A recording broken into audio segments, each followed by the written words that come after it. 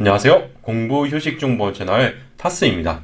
살아가다 보면 가끔 뭔가 외통수에 몰렸다는 느낌이 들 때가 있습니다. 이대로 나아가면 정말 큰일 날 것 같은데 벗어날 방법을 모르겠습니다. 이런 생각이 들 때면 뭔가 큰 좌절감이 들기도 합니다. 그런 상황에서는 돌파구를 찾아야 합니다. 이대로 가면 안 되니까 희망을 찾아보는 겁니다.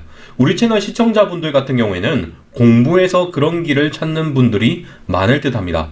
물론 공부도 효과적인 돌파구가 될 수 있을 겁니다. 그런데 만약 공부마저도 자꾸 막힌다거나 공부 외에 뭔가 변화 또는 돌파구를 원하신다면 지금 소개드릴 책이 도움될 수도 있을 것 같습니다. 오늘 소개드릴 책은 바로 마녀체력입니다.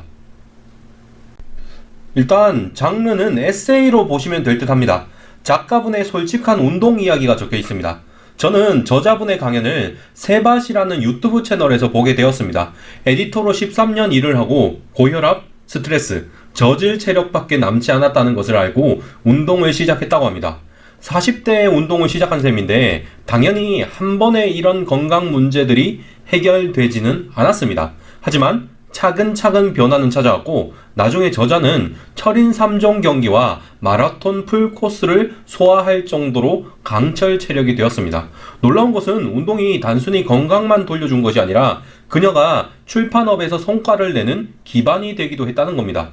40살에 뭔가 돌파구가 필요한 시점에서 그녀는 스스로 그것을 만들어낸 것입니다. 사실 운동을 한다고 해서 한순간에 모든 것이 바뀌지는 않습니다. 그리고 운동을 해야지만 인생의 돌파구를 찾을 수 있는 것도 아닙니다.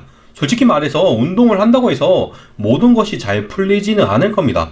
하지만 여러분이 뭔가 이뤄내고 싶어지는 순간에 체력이 뒷받침되지 않으면 그 무엇도 이뤄낼 수 없을 겁니다. 뒤집어서 말하자면 여러분이 뭔가를 해내고 싶다면 결국 체력을 기르고 유지해야 한다는 것이죠. 이건 여담이지만 저도 이 사실에 매우 공감해서 이 책을 읽기 전이긴 하지만 세무사 수험생 시절에 꾸준히 운동을 했고 심지어 시험 전날에도 운동을 했습니다.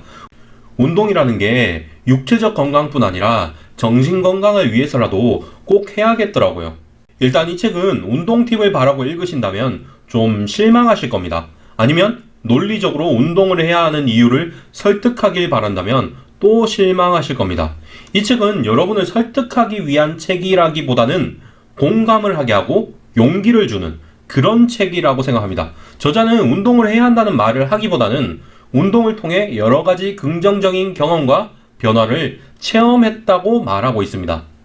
책이 재미있냐 없냐 둘 중 하나로 답을 하자면 재미있는 편이라고 생각합니다.